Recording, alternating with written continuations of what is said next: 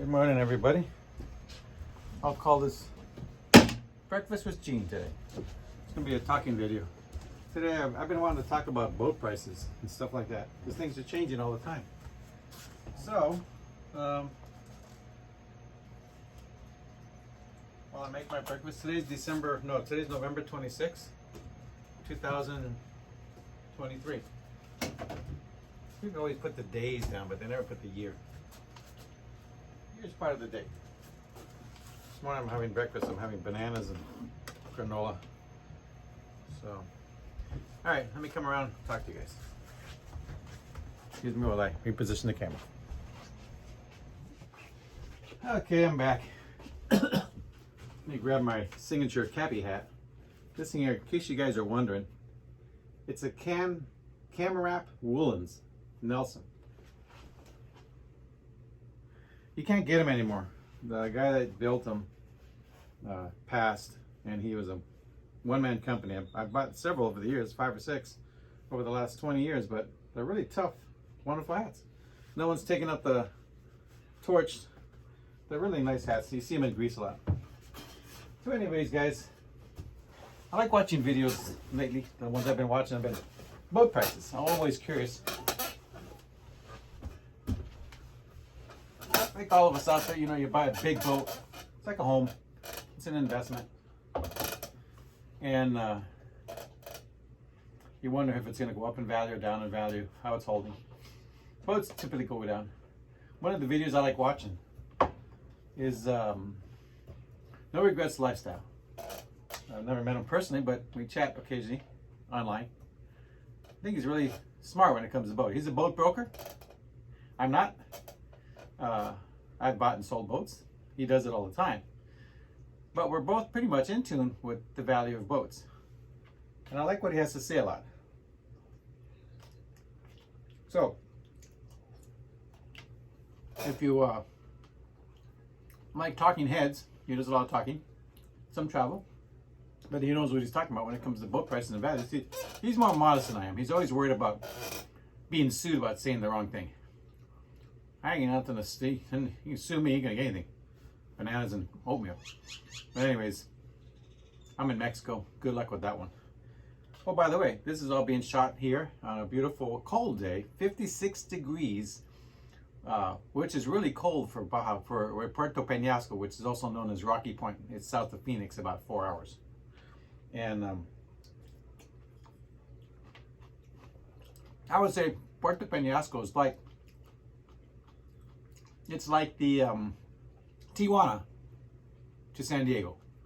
A lot of people from Phoenix come here. It's a nice place to hang out. Cheap, lots of tacos. And it's a good place.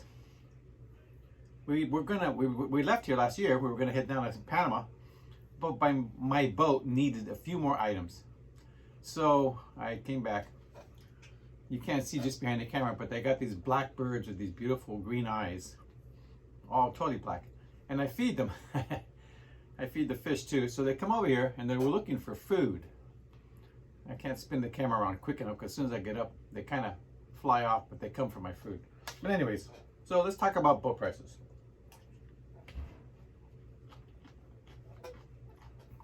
Actually, I want to talk about several things that have changed this year in our boating year. Now we've been boating here in the Sea of Cortez. This is coming up on this will be our 4th year. COVID got us stuck here, and that's fine. It's a beautiful place, Sea of Cortez. It takes 2-3 years to get to know it all. It's really that big. If you go to every little spot and nook and cranny, and you stay at the places you go to, Bay of LA, and all of the little harbors, and there's not too many towns here, but there are some: San Felipe, Santa Rosalia, La Paz. That's as far. When I say Sea of Cortez, for me, it starts obviously from Cabo up, but I like to start it from La Paz north, because that's where most of the inland cruising starts. And really, you have to get north to La Paz quite a ways so you get to the islands. I think they call them the Midriff Islands. And there's a lot of little rocks and islands and places to explore and coves and lots of diving, lots of fishing. Anyways, there's all of that to see. There's a lot to see in several years. So we got here, and of course COVID kicked in, and we stayed, and we spent a lot of time exploring the Sea of Cortez. No regrets. It's gorgeous. We did it on a sailboat. This is the first year we did it. This past year we did it in this powerboat. So I hope you don't mind. This is going to be a slow video. You can fast forward or pause or skip. I don't really know everyone that watches these videos. I like meeting you guys. I think my videos are quite boring compared to some of the entertaining ones out there in the sailing community and stuff like that. But nonetheless, let's keep going. So, boat prices and value. I mentioned this in the past, but this year was a very different year. We cruised the Sea of Cortez this year. And, by the way, let me make sure my camera is properly centered and you got a good picture of my face, because I never know what these things until it's done. And sometimes I go through all this and it's too late and I don't even put it up. Give me a second. Excuse me while I walk around the camera.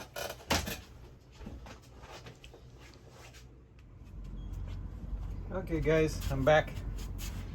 And I have this routine in the morning. I run up the motors. I like to run them, if not every day, but every couple of days. It's good to keep those motors running. I noticed that if I don't run them for a couple of weeks, they take a little longer to start up, just a fraction of a moment, but they smoke a little more. When I start them up daily or every couple of days, they just boom, kick over like that. They're Ford Lehmans 120s. Good motors.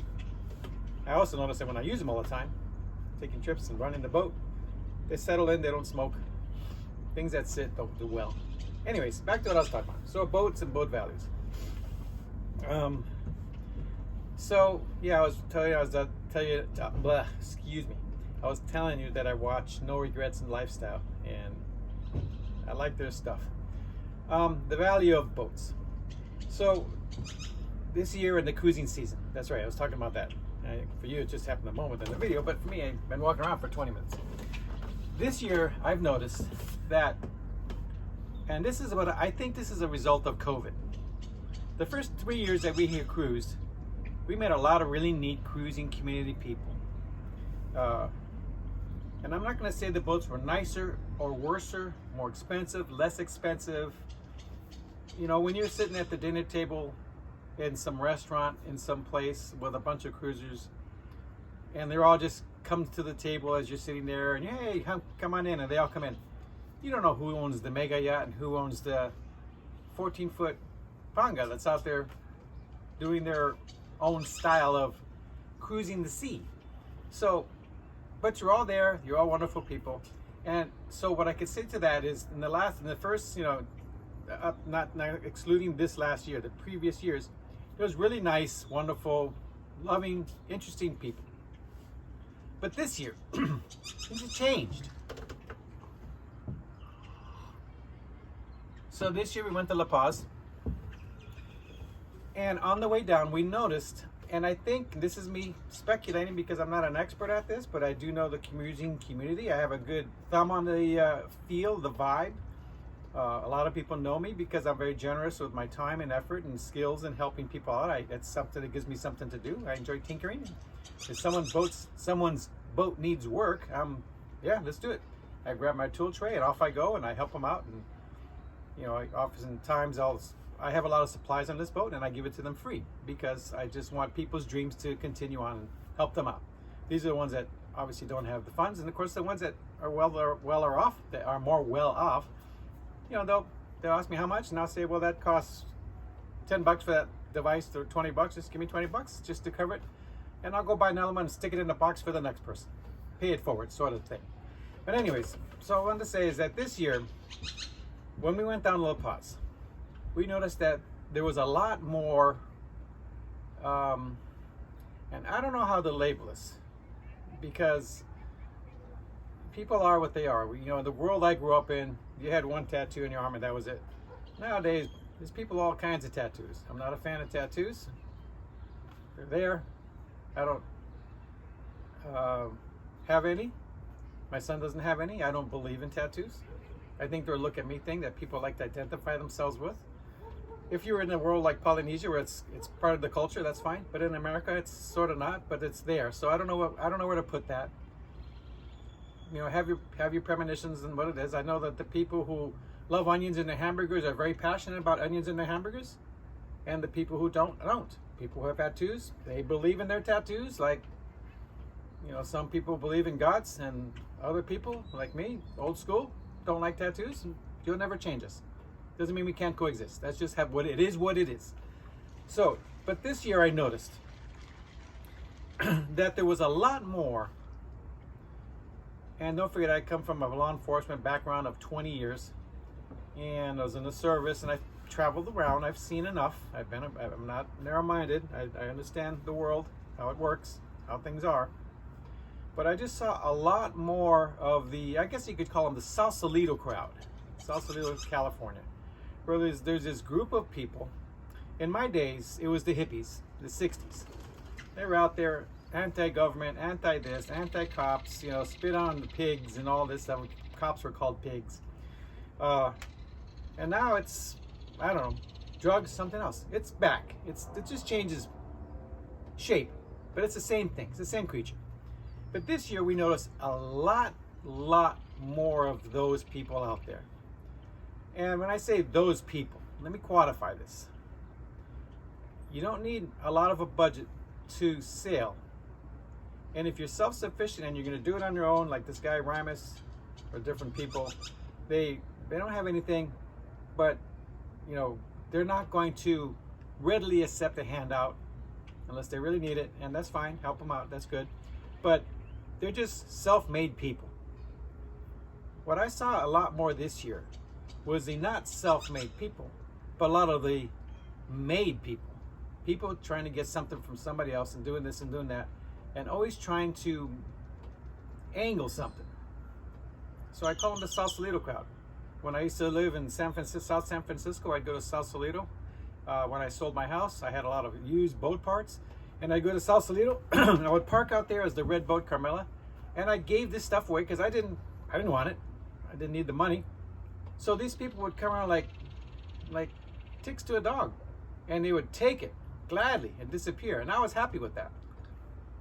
But they were never very appreciative. They just wanted stuff, and then I would see the stuff being sold and bartered amongst themselves or whatever. So I saw a lot of those people in the Sea of Cortez, where I never saw this before. And I think where it came from was COVID money. I think there was a lot of COVID money where people were holed up at home. They couldn't do anything. They couldn't go anywhere. They were getting, I don't know where this money came from. I do know one particular individual, Rimus, ended up with $30,000 cash and not working in Hawaii. He picked fruits. I never made $30,000 not doing anything in my life. I would have loved to have gotten that. But anyways, there was a lot of that money out there. And what I think is what happened is when, there was a lot of boats that weren't being sold, a lot of junk out there. There's a lot of junk boats all over the world. And I think what happened is when this COVID money cut loose, people went out and bought all these boats. Just flat out. No experience, no knowledge. They had some cash. They saw a boat. They thought it had a good value because, hey, here's a floating home. It looks good. They know nothing about boats. They know nothing about boat repairs. They know nothing about assessing the value of a boat. It could be a classic plastic with a solid hull, or it could be an old piece of junk like, you know, some people consider Coronado 25s pieces of junk boats. They were cheap boats, but they're very roomy and beautiful. You wouldn't take them across an ocean. Some have. Some people break fiberglass hammers. They're just that way. They can do things with stuff, and other people can break things that are made for super solid usage, like a fiberglass hammer. But the point was, all of these boats sold suddenly. And now what you had was this huge influx of trash boats with inexperienced boaters, and I might even label them as trash people because they didn't really have that boating ethos. They kind of hung out with themselves. They smoked their ganja, did their thing, and all of you other guys that had money, you're the other guys. You're those guys. Well, you know, nice to be you. Well, God forbid you actually held a job for 20 years and put up with all the bullshit and got a pension at the end. That's how it is. You want, if you want all that free money, you have to pay a price. Everything in life comes at a price. So all of us working guys, with that, we were that group, and over here was all this other group. Now, I love visiting them because it's fun. They're interesting people. But nonetheless, there was a lot of those people out there. So this season this year brought those people out, and all of those trash boats, the chaff of the ground, whatever you want to call it, were bought up quickly. And off they went to different parts of wherever. Which the only thing that left were the upper price value boats, which none of them could afford. And those boats, that market didn't move very quickly because those people that had jobs, professional jobs and what have you, they continued to work and they continued to make money, and they weren't going to sell their house at the drop of a hat. And they do things very slowly. They're not encouraged. They make smart decisions. They don't make them quickly. You know, you give them $100, they'll put it in their pocket and spend 10. You give one of those other guys $100, he'll put 10 in his pocket and spend 90, just like that. So when you have that type of mindset, those other boats, the more upper end boats, they didn't go out that much. But they also went up in price because all the cheap boats were gone. So what we saw was just that. The price of boats went way high, super high. And people were spending $150,000, $170,000, $200,000 for boats. That's the cost of a house. A boat is a depreciating value, just like a car. You buy a car, and 5 years from now with a 250,000, 200,000 miles on it, it's worth a quarter or a fifth of what it was worth when you first bought it. The only thing I have to say about boats is you're putting money into them while they're devaluating, because the salt sea, the ocean, these things wear on these boats. They work hot. So those boats are way out there, but the problem is the mindset hasn't changed.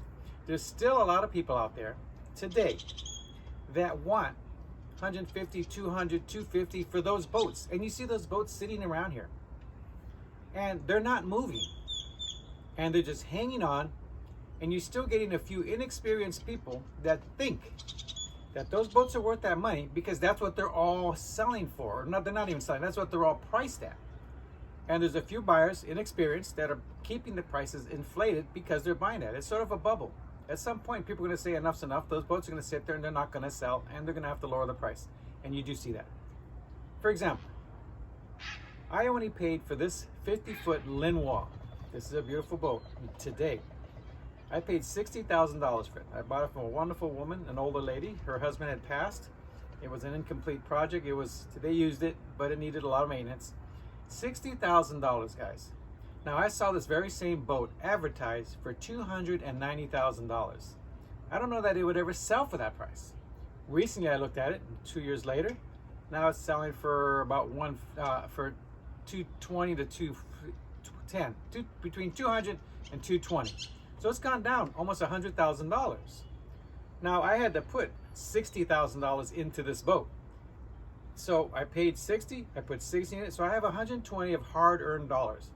I put it on my credit card, paid it off, all my entire pension check. I was, living on potato chips and peanut butter. No, I'm just kidding. But basically, I paid it all off into 2 years. I just worked hard. When I worked, I don't work anymore. But I worked hard on the boat, and didn't spend any money, didn't waste any money. I had some savings, and I put it into this boat because at 60 years, I'm 66, I'm going to be 67. I don't have a lot of time to waste spending 5 years building a boat. I want to be out there. So I had to do it. I had to do it quickly, and that's what I did. Which puts me on a side note, by the way. If you're a young person and you want a project boat and you can get one of those $20,000, $30,000 boats, that's fine. Spend 5 years putting money into it. You're going to break even, if not, if anything, take a little loss when you sell it at the end. You're just not going to recover the money you put into a boat. But it'll do what you want. It'll have the things you need, and you can kind of customize it. Personally, in retrospect, and all the boats I've built over the years, I can't even tell you how many, there's been so many, I would buy something closer to finished, and then you're always going to put some money into it. But get something that you can kind of use and abuse and get on it right away, get on the water right away. But that being said, back to my main point. Your The value of boats is not there. And a lot of people have not figured this out. And what really grates me, whatever the word is that there are these people out there saying this is the value, this has that value. No. You can go to South San Francisco and go to the boat auctions and see these boats. I just saw an auction last week. A boat like this, it wasn't quite like this, it was a 40-footer, needed a lot of work. $1. Now when you're buying a boat for $1, if you have the time to work on it, you can put $50,000, $60,000 into that boat. And you're putting $50,000, $60,000 worth of material into a boat that you paid $1 for. So it's like being built at the factory. It's a good value. When you sell it, you'll get your $50,000 or $60,000 back out of that boat. There's a boat in right now in where the hurricane just went by. Give me a second here. Santa Rosalia. It's a trawler. The guy's paying $1,000 a month for a slip fee. You couldn't give the boat away. He had a buyer for $1,000, and then he wanted $2,000, and the guy walked away, and that was 5 months ago. So he spent $5,000 in rental fees where he could have just. Now he's trying to give it away because it's costing him $1,000 a month. You got to be smart. Some things are not worth the slip they're in. Give them away. You can get that boat for free. It's a nice boat. If it was fixed up for free, you could take that boat and go through it and spend $50,000, maybe $60,000, possibly even $70,000 on that boat. But you will have a boat worth $70,000 that you put $70,000 into, and you will get every penny out of that boat. In those situations, absolutely. But that's where the reality of the boat market is to those people who are in the know. All of these high-priced boats. Now, I'm not talking about the brand new, beautiful, $400,000 Swift trawlers and those things. Those are beautiful boats. That's an entirely different market. If you've got $500,000 to budget for a boat and spend it, knock yourself out. If you lose 10% on $500,000, you're going to make that 10% back by getting that money recouped when you sell that boat for the $500,000 or whatever it is and invest it somewhere else. So those people are in a different league. But I'm talking about the working class stiff like you and I, drinking our coffee in the morning. It's actually tea, I don't drink coffee. And out there looking for a boat to get on the water and enjoy the life. You can do it. Again, don't pay that high price. Offer less money. I would start out at half. And if they laugh, you laugh too and move on. Believe me, for every one of those people, there's 10 of the others out there. You just have to find them. Keep looking. You usually don't find those boats on the advertised glossy page of magazines and stuff like that. You got to walk the docks. You got to go to the marinas. You have to ask people. You look at the auctions for the state auctions of people that don't pay their slip fees and stuff like that. They're out there and there's a lot of them, and it's not hard to do. It may take you a year to get that boat because you'll find boats immediately, but they're not exactly what you want. It'll be something this or something that. And remember, the biggest expense in a boat that devalues the boat is the condition of the engines. If the engines are shot, that boat has no value. I don't care if it's beautiful looking. It has no value. Remember that. The motors are extremely expensive, and it's your most important item. And it's the thing that you want. When you turn that key, you want that boat to start and you want to go and enjoy the day. How many times did you go to embark on a trip somewhere and you go to start your car and it's dead and everything comes to a stop because your car won't start? It's the same thing for a boat. I'm talking power boats, even sailboats. If you got to push out and there's no wind, you're stuck. So that's my spiel for today on boats, the value of boats. Chief over there at No Regrets Lifestyle, we wish we could make a video together if you ever see this. And I like what you're doing. We're trying to educate people and bring them down to the reality of boats are really worth. They're not worth what people think they are. This is like the real estate bubble, if you ask me. I really feel we're in a real estate bubble and things are coming down. And eventually they'll normalize out again. It may take a while. It's going to take a lot of that other stuff out there to go away. And by the way, on a side note, when we had this hurricane in La Paz recently, it just hit. I saw what happened. And if you watch those videos and you look closely, when we were there, we noticed a lot of those COVID money boats there, just junk. And they all throw engine block over for an anchor with a rope attached. And if you look at the videos and all of those boats that dragged, there was a lot of boats that just weren't taken care of. They were just there floating. People use Mexico as a dumping yard for some of their boats, and it's a tragedy. And I would imagine at some point the Mexican government's going to say enough is enough. But it hasn't happened so far. But a lot of those boats that were dragged up on the beach, if you notice, it wasn't because they broke the rope holding their anchor. It's called a painter. Painter actually goes to the dinghy, the anchor rod. It came with it. It dragged everything. So there's a lot of stuff out there. Junk. Guys, don't overpay for junk. Be smart. Keep your wallet closed, your eyes open, your nose to the wind, and take your time. Find a boat with good solid hull, something that's rock solid that when you're done building it, putting money into it, you don't mind being stuck with it. You're not going to make money unless you're a boat builder, and then those prices are brand new. And the other thing is, one more thing I just have to add. If you think you're going to get financing for these boats, right? The boat like this, right now I can probably get $200,000 for it. Here's the problem. When you get an older boat, the banks don't want to finance people $200,000 for these older boats. So you have to find someone with $200,000 cash to pay for a boat like this. Someone with $200,000 cash in the bank has good credit. They're not going to put that $200,000 in a boat like this. They're going to go out and buy a $500,000 boat because that's what they can get financed. They'll finance the other half and they'll put the 200 on that, and they'll have a beautiful new boat. And those new boats are nice. Don't get me wrong. They're gorgeous. And if I won the lotto, I would buy a new Norhaven 56 $1 million boat, hands down. I would. Why not? But I'm not. I'm a working guy. Was a working guy. So remember, you're going to be selling your boat to people with cash, small amounts of cash, and it's hard to get financing on these old boats if you think you're going to buy a boat and sell it and get someone to find financing. I've seen so many deals not go through because of the age of the boat or the survey or this or that. That's all I need to say about that. Other than that, life has been good here. The sailing has been wonderful. So Penasco has been very cool. It went down to 52 last night, or 50. It's really cold, but it's beautiful out. Absolutely gorgeous. This is the time of the year to be in the Seal Cortez. And if I didn't need, I'm putting new shaft seals on this boat for the dripless shaft seals, and I'm putting new the things that grip also the couplers. And I'm adding a washer and dryer. And I'm also adding a huge chest type freezer because you guys know I love fishing, and my fishing freezer fills up way too quick. And I'm only allowed one fish a day. And so I need a freezer that I could put some fish in. And I have this huge boat, just me and my girlfriend, lots of room, 3 bedrooms, we only use 1. You guys ever want to come down here, send me a little story.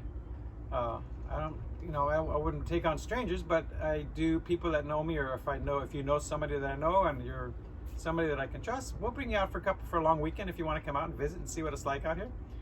But I'd have to vet you on that one, so we'll have to see.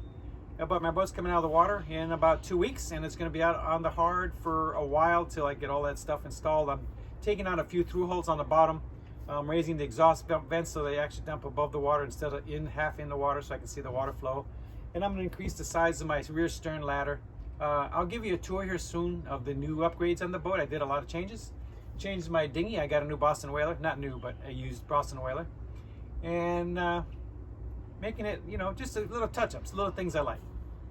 An example is if you like blue and everything's green, then you paint it blue. This one's as good as the other. The boat was fine the way it was, but I'm just fine tweaking it. And that's it, guys. Enjoy the videos. Wish I could offer you more. This is all I got lately, so have a good day. Have a good Christmas, a good holiday, a good season this year, and we'll catch up with you in the new year. Talk to you later.